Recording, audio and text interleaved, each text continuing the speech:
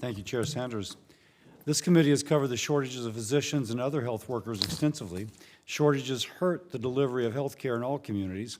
My home state, Louisiana, projected to have the third worst shortage of physicians of any state by 2030. We need more doctors, particularly in the underserved areas lacking sufficient health care resources.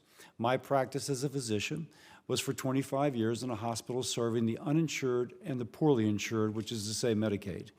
So this is something which I have spent my professional life attempting to address. Today, we're going to look specifically at minority doctors and health professionals underrepresented in our healthcare system. For example, African American physicians account for only 8% of all physicians, despite comprising 13.6% of the population. Now, if you're listening carefully, you'll note that my statistics are different than the chair's. His is 5% and mine's 8%. My data is more, he uses the Association of American Medical Colleges 2019 data, and I am using the Bureau of Labor Statistics, which is 2022 data. That's important. 2019, 2022. Government data, a little bit more up to date, a little bit more valid. Maybe there's progress being made. And as we look at something which needs to be addressed, we can also say that if we've gone from 5 to 8%, there may be progress being made, and that is a good thing. But it's interesting to note that this disparity is not felt across all minorities. Asian doctors account for 22% of all physicians, but are only 6.8% of the population. And this is an important nuance as we address the situation. It's also important to note, as the chair notes, that we have a limited number of GME residency slots to train new doctors. And these residency positions are not allocated or dispersed to reflect where underserved communities are. Unfortunately, this topic is under finance jurisdiction, but it's an important context and needs to be considered in any conversation about addressing healthcare workforce shortage.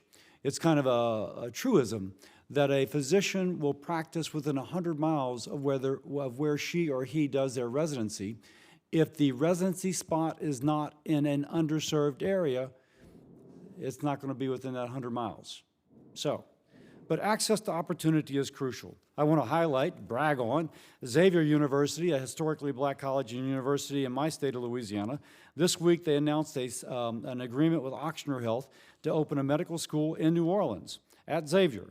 And many of the doctors trained at Xavier, which has had a traditional mission to serve the underserved and to provide opportunity for minorities, they will stay in Louisiana and go elsewhere to serve those populations.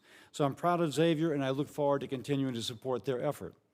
Now, as a doctor, I am so aware and desire to support those nurses who have climbed the career ladder by building credentials over time through upskilling.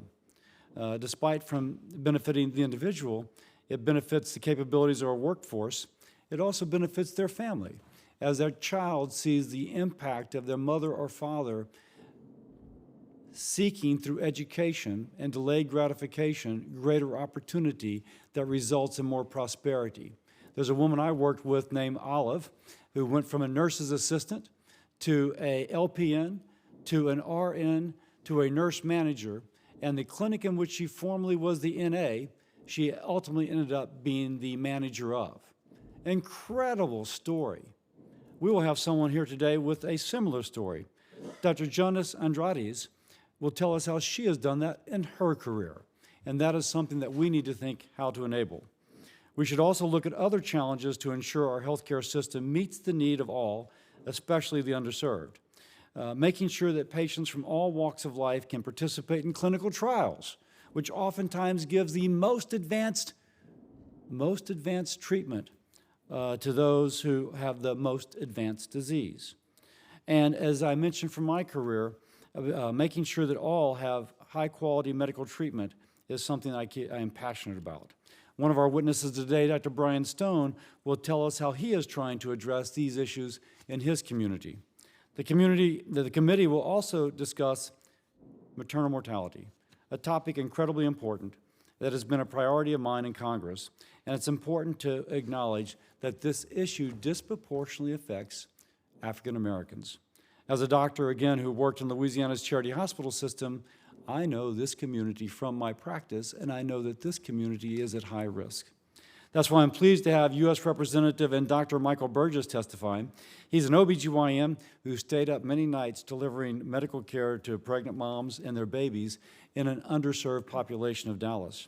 Now, as a legislator, Dr. Burgess is a leader in addressing racial disparities in healthcare, and it's been an honor to work with him on legislation specifically tackling maternal mortality.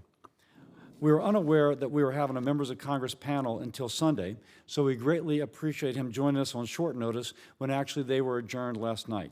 His participation helps make clear that Congress understands the severity of the issue and is working to address. I'm also proud to have led several bipartisan legislative efforts to improve maternal mortality and reduce healthcare disparities. In 2022, Congress passed the Maternal Health Quality Improvement Act, which helps address maternal mortality, particularly that disparity within African Americans. It also supports research examining the best practices to reduce and prevent racial discrimination in the American healthcare system. The same year, Congress passed my legislation, the John Lewis National Institute on Minority Health and Health Disparities Research Endowment Revitalization Act. It's a mouthful, but it's a good piece of legislation that provided funding to institutions, including Xavier, to conduct research and address minority health disparities.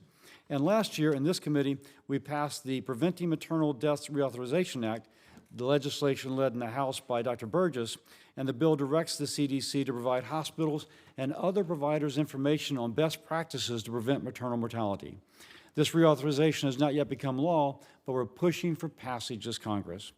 All this work shows a bipartisan commitment in Congress to addressing health disparities, but there's more to do.